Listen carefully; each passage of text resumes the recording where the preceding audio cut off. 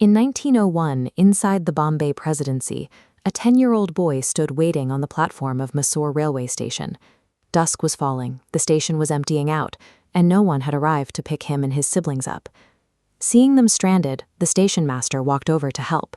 He smiled, assuming from their clean clothes they were from a high-ranking family. But the moment the boy revealed they belonged to the Mahar caste, a group considered untouchable, the station master's smile vanished. He turned on his heel and retreated to his cabin. The consequences of that word were immediate. The children had to pay double the standard fare just to secure a bullock cart.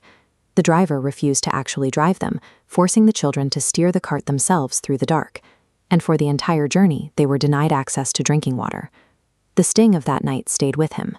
He decided that if he could outstudy and outwork every person in the room, he would find the key to unlock the cage of his identity. He vowed to become the most educated person in India. Supported by a scholarship from the King of Baroda, that boy traveled thousands of miles to study at Columbia University in New York. He mastered 9 languages. He earned doctorates in economics, sociology from premier institutions, and the London School of Economics. By his late 20s, he was one of the most highly credentialed individuals in the world.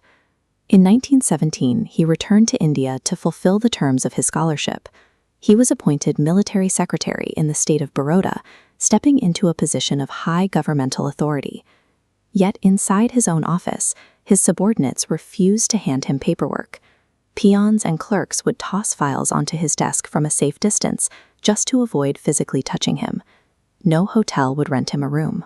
The degree on his wall was powerless against the social code of the office. Elite credentials had failed to buy him basic dignity.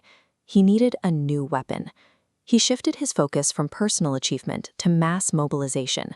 He launched a newspaper called Muknayak, or Leader of the Voiceless, and began organizing marginalized communities to demand their rights. In 1927, he led thousands of people to a public water tank in Mahad and drank from it. This was a deliberate strike against the systemic denial of a resource necessary for survival. Later that year, he publicly burned the Manusmriti. He was targeting the core texts that provided the legal and religious justification for social hierarchy. He also applied his training to national infrastructure. By presenting an in-depth economic analysis to the Hilton Young Commission, he provided the analytical foundation for the creation of the Reserve Bank of India. Social reform requires parallel institutional and economic power structures. Without them, there is no way to enforce equality. This institutional approach created friction with mainstream independence leaders who prioritized freedom from the British over domestic social reform. During the Round Table conferences in London, Ambedkar directly confronted Mahatma Gandhi. He stated that he could not claim a homeland that treated his people worse than animals.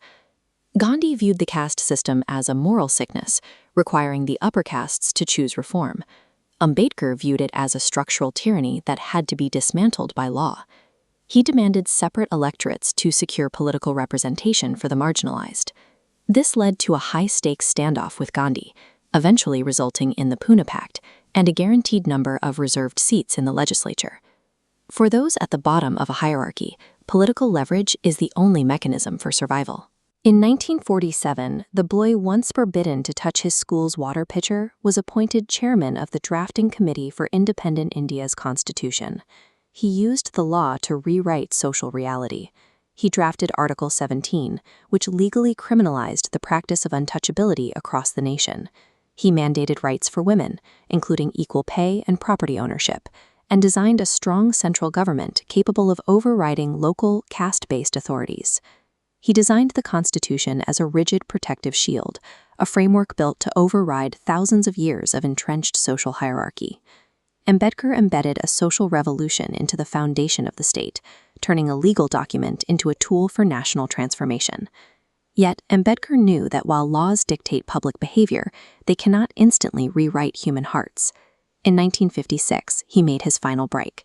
Alongside hundreds of thousands of followers in Nagpur, he formally abandoned Hinduism and embraced Buddhism. This mass conversion was a total rejection of the caste system, a reclamation of spiritual and psychological independence. Today, when a marginalized citizen faces oppression, their primary line of defense is the legal framework he constructed. Ambedkar's legacy proves that equality is won through the architecture of the state, rather than waiting for the majority to grant it as a gift.